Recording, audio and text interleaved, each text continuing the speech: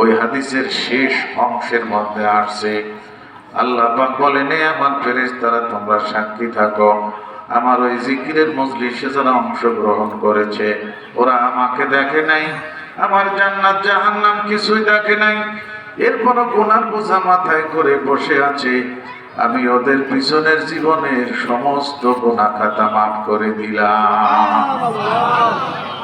একজন ফেরেশতা দাঁড়ায় বলে, আল্লাহ, এখানে উদ্দেশ্য করে জিকিরের মজলিস উদ্দেশ্য করে যারা আসছে আপনি তাদেরকে মাফ করলেন, ভালো কথা, কিন্তু একটা লোক এই জিকিরের মজলিস উদ্দেশ্য করে আসে নাই, সে ভিন্ন উদ্দেশ্যে অন্য কোথাও যাইতেছিল, এমনি এখানে এসে বসছে, তার ব্যাপারে কি ফয়সালা? আল্লাহ পাক বলেন, এইটা এমন একটা মোবারক মজলিস, এই মজলিসে যেই অংশগ্রহণ করবে সেই ভাগ্যবান হবে, আমি এই মজলিসের খাতিরে ওই লোকটার গুনাহ মাফ করে দিলাম। তাহলে নিঃসন্দেহে আমরা ভাগ্যবান যে আজকের এই গুনাহ মাফের মজলিসে অংশগ্রহণ করতে পেরেছি। আমরা এখানে গায়ের জোরে বাহুবলে আসতে পারিনি, কবুল করেছেন কে? এত আসতে কইলেন, আল্লাহর নাম উচ্চারণ করতে গলা ভাঙলেও লাভ আছে, কথা কন না কেন? ওর সাথে ঝগড়া হয়ে গলা ভাঙছে, ওতে কোনো সওয়াব আছে নাকি? আল্লাহর নাম উচ্চারণ করবার যে গলা ভাঙছে, আল্লাহর নামের স্লোগান দিতে যে গলা ভাঙছে, এতেও লাভ আছে, আল্লাহ তাকে জান্নাত দান করবেন এই ওসিলায়, জোরে কর সুবহানাল্লাহ। তাহলে আল্লাহর নাম উচ্চারণ করতে আমাদের লজ্জা আছে, শরম লাগে? আমাদের কণ্ঠে কথা বলার পাওয়ার, এটা কার দান? আল্লাহর দেওয়া কণ্ঠ আল্লাহর সন্তুষ্টির কাজে ব্যবহার করব, এই কাজে বকিলতি করা ঠিক হয় নাকি? গলা ভাঙ্গে ভাঙুক, আল্লাহর কামে ভাঙ্গে যাক, জোরে কোন ঠিক কিনা? আমার ভাইজান, এই এলাকায় অনেক লোক রাস্তা দিয়ে ঘোরাফেরা করতেছে, ওরা মনে করছে আমরাই বেশি চালাক, আর বলদ সলদ কটা লোক ওই জায়গায় বসে রয়েছে, তাই না? ওরা নিজেদেরকে খুব চালাক মনে করতেছে, বুদ্ধিমান। ওই যে একটা ওয়াজ শুনছে নাকি আপনারা, মসজিদের ভিতর গরুর একটা ঢুকছে, পরে ইমাম সাহেব রাগারাগি, এর কোন দেশে গরু পালা কয় ছুটোই দিবানি, পরে গরুওয়ালা জায়গা, হুজুর অত রাগ করেন না দি বাপু, একটা ওয়াবুলা ফেরানি জ্ঞান বুদ্ধি নাই, মসজিদে ঢুকছে, আমারে কোনোদিন দেখছেন এই মসজিদে? আজকে দেখলাম ঠিক সেই কায়দা, চালাক চতুর যারা ওরা অনেকে ঠ্যাং নাচায় বেড়াইতেছে, আড্ডা দিয়ে বেড়াইতেছে, বাজারে বিড়ি চুষে বেড়াইতেছে, আর কইতেছে কি সুন্দর মাইক এসে গাইতে, তো ওয়াজ শোনা যায় কি বিয়ার, বাজার দিয়ে আড্ডা দিয়ে ওয়াজ শোনা, বিড়ি চুষা, সিঙ্গারা পুরি, বাজার বিস্কুট খাওয়ার ওয়াজ শোনা, আর এখানে বসে ওয়াজ শোনা, এর ভিতর তো কোনো পার্থক্য নাই, আকাশ পাতাল ব্যবধান, জোরে কোন ঠিক কিনা? তবে একটা কথা মনে রাখার দরকার ভাই, কোন জাহান্নামী মানুষ জান্নাতের বাগানে ঢুকতে পারে? আর একটু জোরে কর, জিকিরের মজলিস হলো জান্নাতের বাগান, জোরে কর সুবহানাল্লাহ। এটা আমি ওয়াহিদুজ্জামানের কথা না, আমার নবীজির পবিত্র মুখের বাণী। নবীজি বলেন, ইজা মারারতুম বিরিয়াজিল জান্নাতি ফারতাউ, এ আমার উম্মত, তোমরা যখন দুনিয়ার জান্নাতের বাগানে প্রবেশ করবে, ওই বাগান থেকে বেশি বেশি ফল আহরণ করবে। সাহাবীরা জিজ্ঞাসা করলেন, ইয়া রাসূলুল্লাহ, ওয়া মা রিয়াজুল জান্নাহ, হে আল্লাহর রাসূল, দুনিয়ার ভিতরে জান্নাতের বাগান কোনটা? নবীজি বললেন, হিলাকুজ জিকির, ওরে যে মজলিসের ভিতরে আল্লাহ পাকের জিকির করা হয়, দুনিয়াতে ওই মজলিস হইল জান্নাতের বাগান। জান্নাতের বাগানে কোন জাহান্নামী মানুষ গায়ের জোরে ঢুকতে পারবে?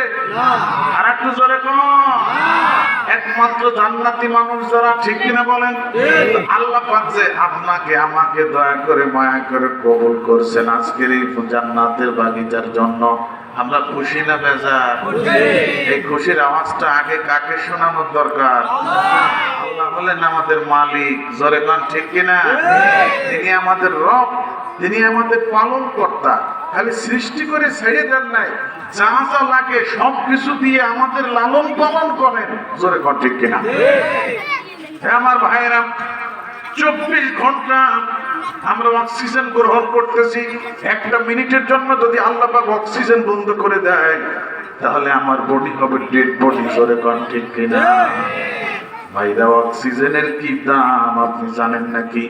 আইসিইউতে যে রোগী রাখা হয়, আইসিইউতে তাকে শুধু অক্সিজেন দিয়ে রাখা হয়, কথা কোন ঠিক না? একদিনের আইসিইউর বিল হলো 20,000 25,000 টাকা। ওরে আল্লাহ, আল্লাহ পাক তো আমাদের কাছে অক্সিজেনের কোনো বিল চান নাই। আজ 50 60 70 বছর পর্যন্ত 24 ঘন্টা দৈনিক অক্সিজেন গ্রহণ করতেছি। দৈনিক যদি 20,000 টাকা করে আল্লাহ পাকে অক্সিজেনের বিল ধরতেন, আমি ওহিদুজ্জামান মইরে ভূত হয়ে যাইতাম আরো অনেক বছর আগে। কারণ 20,000 আমি কামাই করি না, আমার কামাই দ্বারা নাই 500-600, আমি 20,000 কমাই দিয়ে দিব। কথাও কয় না, একেবারে উদায় গেছে। আজকে খিদে লাগছে নাকি? একটু হা হু কইয়ে না, আমার হুজুর বলে পছন্দ হয় না। অনেক সময় আছে যে চাল বলে সিন্নি নে, কুটি বলে মেজবান না। আমার কি তাই মনে করতেছে? যেটা পড়াবো সেটা একটু পড়ি না, আমার দাদারা ভালো। রাগ করলাম। আল্লাহ পাক আমাদেরকে এখানে কবুল করছেন, এই জন্য আমরা খুশি, ঠিক না? এখন কি করা দরকার? আল্লাহকে খুশি করা দরকার। বন্ধুরে, আল্লাহ পাক বলেন লা ইন শাকারতুম লা আযীদান্নাকুম ওয়া লা ইন কাফারতুম ইন্না আযাবি লাশাদীদ।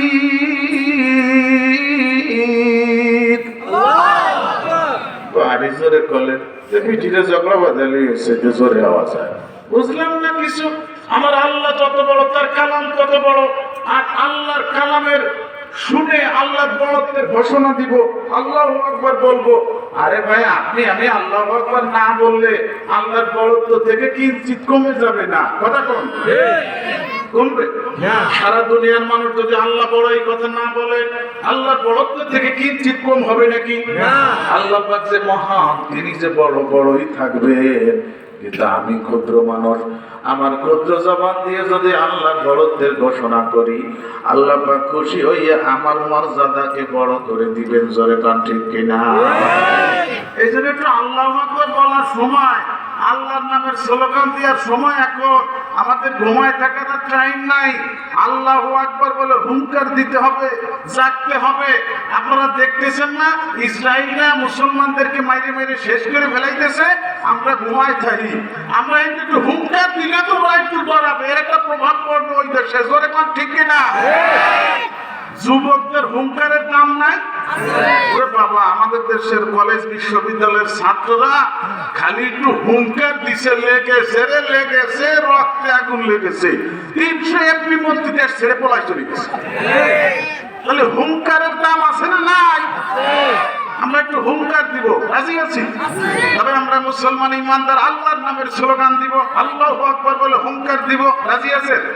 আমার আল্লাহ পাক যত বড়, তার কালাম তত বড়। আল্লাহর কোরআনের আয়াতের তেলাওয়াত শোনার পরে আমরা বড় গলায় বলে উঠবো আল্লাহু আকবার, রাজি আছে? তাহলে একটু গলা ছেড়ে দিয়ে বলেন তো আল্লাহু আকবার। মাশাআল্লাহ, ব্যাটারি ভালো চার্জ হয়েছে, ইমানের ব্যাটারি চার্জ হয়েছে। তাহলে আমি এখন কোরআনের আয়াত পড়বো, শোনার পরে আপনারা সবাই আল্লাহর বড়ত্বের ঘোষণা দিবেন, আল্লাহু আকবার বলবেন, রাজি আছেন? আল্লাহ পাক বলেন লা ইন শাকারতুম লা আযীদান্নাকুম ওয়া লা ইন কাফারতুম ইন্না আযাবি লাশাদীদ।